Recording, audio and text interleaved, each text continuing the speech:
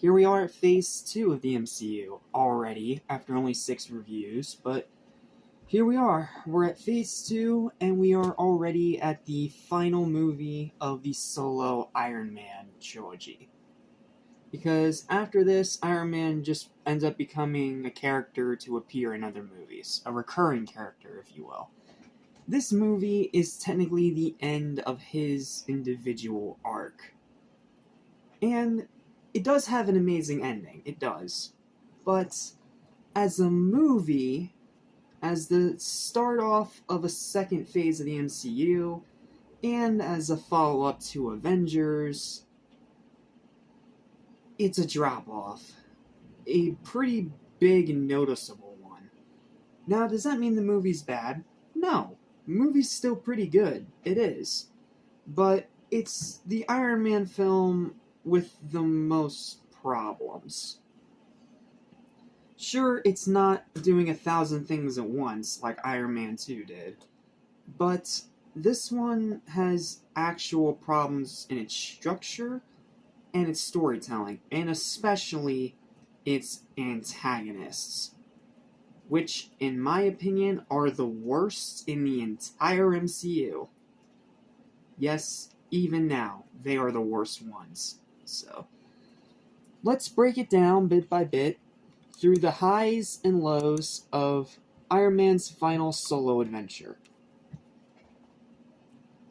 So what's up? What's happening? What's going on, everybody? Welcome back to me, Station Resistor for anything and everything animation, including heroes fighting for the fate of the world, as well as TV and movies. I'm your host, Hudson Small. Welcome back to Marvelous May. Welcome to the beginning of Phase 2 of the Marvel Cinematic Universe with Iron Man 3. The movie where Tony completes his character arc. But one that also has a lot of problems. Okay, bit by bit here. What do I remember most about this movie? Well, I remember the awesome battle at the end. I remember some of the marketing. And I especially remember the boat battle Lego set. That's how I got my Lego minifigures of Iron Man and War Machine. And the Junior novelization, which I have around here somewhere, but I have no clue where it went. But I do have the Junior novel of Iron Man 3, and it was one of the first that I actually got myself. So, yeah. I've also read it a good few times, and it's a pretty good read.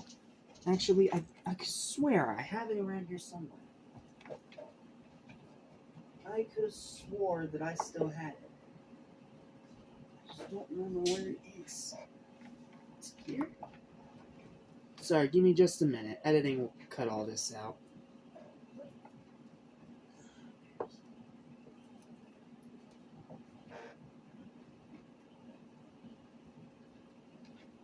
No, that's great. That's 3 mile. Where is it? Come on, I know I have it in here somewhere. Oh, there it is. Found it.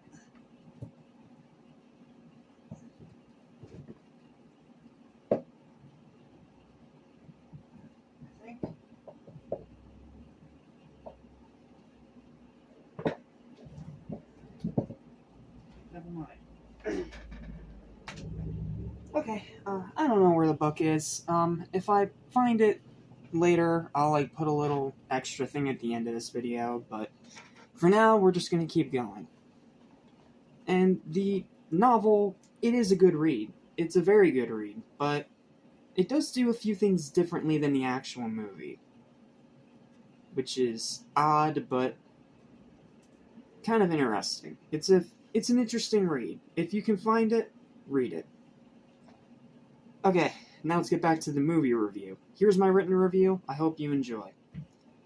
It makes sense to start the next phase with another Iron Man movie, because Phase 1 literally started with the first Iron Man. But at the same time, it's also one of the more confusing entries in the entire MCU. Now, it is definitely an improvement over the convoluted second one. This is way better than Iron Man 2 in every single way. But it also just has so many elements that don't make any sense. Let's start with the good first, though, because there's still plenty of things worth praising here. Acting is still excellent from the entire returning cast. Robert Downey Jr., Gwyneth Paltrow, and Don Cheadle. Those three in particular. All of them are still just as great as ever. The story is ambitious. It tries to go for something bigger in scope and much darker in overall tone, which I'll talk about more in a minute. But yeah, the ambition is definitely something worth praising. The tone is much darker than the previous two. Like, Iron Man in this movie is barely in this movie. Most of this movie, it's about Tony having to confront this problem without his armor, without his technology, and without Jarvis. For a grand majority of the movie, he is on his own, separated from Pepper and everyone else around him. Also, that mansion from the movies prior, this is the only spoiler I'll give because I think it's in the trailer. The Malibu mansion that's been a mainstay of the movies since the original Iron Man is destroyed in this film. And you see it crumble to pieces with every missile that is tossed at it. Like, it is a pretty shocking moment. That much is for sure. So, I usually like movies that have a much darker tone or try to go in a darker direction instead of being lighthearted, kid-friendly stuff. So, yeah, tone-wise, I do like the darker direction. The action is easily the best of the trilogy, especially that entire final act. That entire final act on the ship barge, that is the best action scene in any Iron Man movie ever. I will die on that hill, because that scene is just amazing. It's a return of the delightfully gruesome deaths that push that PG-13 rating, and it's mainly because there are so many of these extremist soldiers that can have limbs cut off and be burned alive, and yet just regenerate. Like, they are nigh indestructible, and you get some delightful gruesomeness from it. Including some people losing limbs. Emotional moments that still hit pretty hard. Tony and Pepper's relationship gets some long overdue development. I mean, it was a thing in the background of the other movies, but here in this third and final movie in this trilogy, it's put at the forefront, and it actually works really well. Sorry. Iron Patriot and all the other armors from the comics, like Igor and Heartbreaker, were a pretty cool reference. Yeah, they do include a lot of armors from the comics in this one, and they do it in a way where it's not forced, where it actually kind of makes sense. Especially the ending where you see a bunch of these together, including Igor, one of my personal favorite armor designs. Like, the only one you don't see in here is the Hulkbuster, and that's because it doesn't come in until Age of Ultron. The ending is amazing. I can't say why because spoilers, but the ending of this movie, it is the perfect ending to Tony's arc as a character. And the signature MCU humor is still funny, and it gives levity when it's needed. This movie's still pretty funny. Like, even though it is a much darker film, it still doesn't forget to have a few laughs. Okay, now for its huge issues, because this movie has a fair few of them. It is way too long at 130 minutes. Like, 2 hours and 10 minutes, it doesn't sound bad, but you feel every minute of it with this movie. The end credits scene, while funny, is pretty forgettable. I'll just tell you what it is. It's Tony going to therapy, and his therapist is Bruce Banner. It's funny, but it doesn't really lead to anything. The pacing is agonizing. This movie is so freaking slow. It's ridiculously slow. Shane Black's directing, yes, that Shane Black from the Predator series, while definitely creative, it does feel kind of lifeless. It doesn't have that same personality that Favreau brought with his directing. And I still don't get why they didn't just let Favreau direct this third one. Like, I don't understand why they did that. It's so weird to me. It makes no sense. I don't know why they just switched directors out of nowhere. Like, Shane Black, he's a good director, but this was just the wrong project for him. It's hard to explain, but if you watch the Favreau movies back to back with this one, you'll see the stark difference.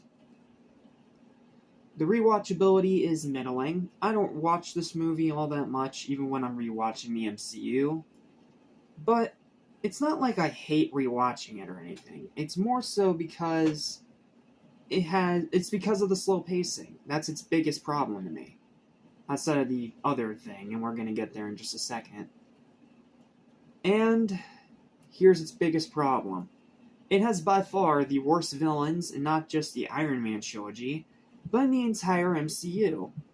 I freaking hate the villains in this movie and the stupid twist that's associated with them. First, the terrible Mandarin, with the most half-efforted twist I've ever seen. And how dare you waste an actor like Ben Kingsley in such a terrible role? Seriously. And a random douche in a suit for the third time in a row. Like, come on. Do something different. Now, to be fair, Mandarin is fixed later in Shang-Chi, yes. But at the same time, it's just like, why not do what they did for Shang-Chi in Iron Man 3? You know, make him an actual villain. Instead of this weird twist, stupid comedic crap. Like, every time I rewatch this movie, the Mandarin thing just pisses me off more and more. It is a stupid twist. I don't know why anyone involved thought it was a good idea, and it is a complete disgrace to the character from the comics. Screw this Mandarin. He sucks. And for the whole douche in a suit thing, I mean, why? Why a third time in a row the same villain archetype? First one, douche in a suit that actually had some connection with Tony. Fine. Second one, douche in a suit trying to avenge what Tony's father did to his father. A bit derivative, but fine. This one, douche in a suit that has little to no connection to Tony whatsoever, and all because of one little incident from way back when, is now on a plot for revenge to kill anyone and everyone associated with him. Stupid. And just like most villains in the MCU, they're incredibly forgettable. And despite the good performances from Ben Kingsley and Guy Pearce, they're just boring. The characters are boring because they have no character. However, I'm still willing to be somewhat nice to this movie, because it does have some nostalgia. Mainly, again, that Bolt Duel Lego set and the Junior novelization, which is still a pretty good read that has some interesting changes from the actual movie. Seriously, check out the Junior novel if you can find it. It has a few differentiations from the movie that are actually pretty fascinating. And honestly, it's actually a bit more well written than the movie, too.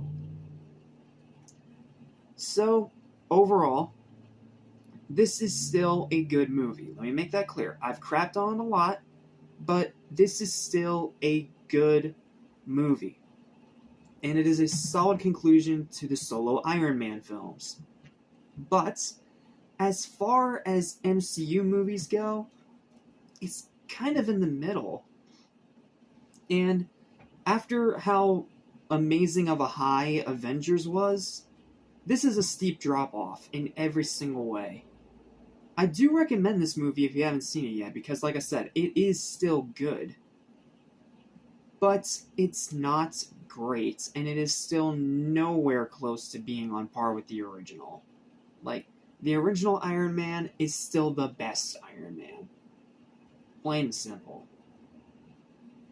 And it all amounts to a final verdict of a 7 out of 10. It's a good movie. It's an enjoyable movie, it's a fun movie, and while I appreciate the darker tone, the terrible villains just pretty much ruin it. and then you add on that slow pacing and having way too long of a runtime, yeah, it all adds up to a movie that's good, but not great. So, how are they going to follow this up? Well, if I remember correctly what it is. Oh wait, no, it's the other one. Next up, they're going to follow it up with a massive pile of crap. Yeah, next time we gotta talk about the first bad movie in the MCU. It's not not good, not average, flat out bad. See you next time for the mess that is Thor: The Dark World. Hey, just a little thing I want to add at the end of this video that I tried to do earlier, but we're gonna add it in here now. I found the book, the Iron Man 3 official novelization. Seriously, check it out. It's a pretty good book. Okay, now I'm done. See you for Thor: The Dark World. May or may not be a very negative anger review, so just be ready for that. Thank you for the sign-off, Reggie. See ya.